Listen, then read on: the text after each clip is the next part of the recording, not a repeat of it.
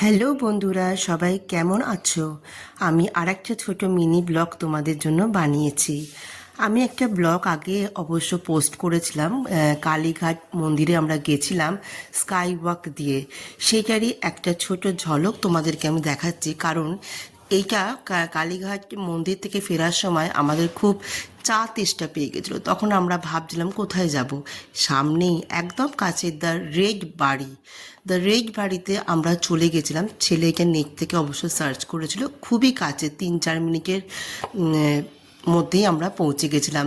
চলো তাহলে এর ভেতরে এবার ঢোকা যাক, এবার একটু কফি চা খাওয়া যাক। এই তো ঢুকেই গেলাম, আস্তে আস্তে আমরা ঢুকে গেলাম। ঢুকে গিয়ে আমরা ভাবছিলাম যে সিট অ্যারেঞ্জমেন্ট কি আছে। তো দেখলাম ঠিক আছে, 4 জন বসার মতো ভালোই এখানে একটা সিট ছিল।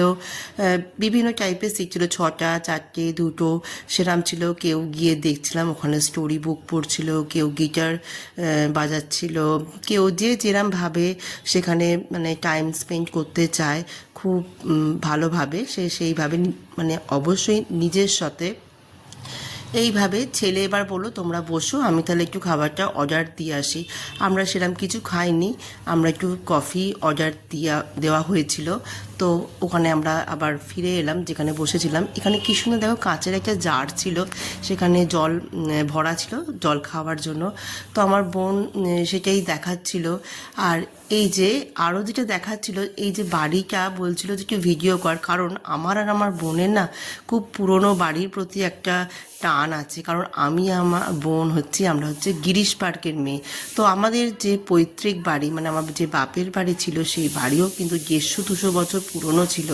সো আমাদের এই পুরনো বাড়ির প্রতি তো একটা টান থাকবেই না। সেই জন্য আমরা ভাবছিলাম বসে বসে যে এই বাড়িটা সেই কড়ি বর্গা আছে, মোটা দেওয়াল আছে, তারপরে তোমার কাঁচেরগুলো, সেই কাঁচের জানলা, যে খুব খুব কাঁচের বক্সের মতো যে জানলা ছিল সেটাও ছিল। এই বলতে বলতে ভাবতে ভাবতে কফি, গরম গরম কফি আমাদের কাছে এসে গেছিলো।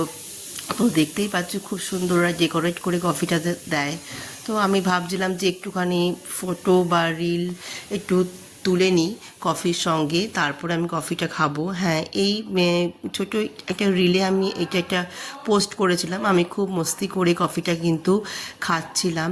যাই হোক, আমার খুব ভালো লাগছিলো। এবারে সবাই সেই কফি উপভোগ করে আমরা ভাবলাম যে এটা যেহেতু পুরনো মানে বাড়ি, মানে স্ট্রাকচারটা পুরনো বাড়ি, এবার পুরনো বাড়ি হলে কি হয়, তখনকার দিনে পুরনো বাড়ির ভেতরে যেটা থাকতো, ভেতরে একটা উঠোন থাকতো। আমি দেখলাম আমরা সেই পেছন দিকেও গেছিলাম। এখানে এখন পুরনো বাড়িতে লিফটের ব্যবস্থা করা হচ্ছে।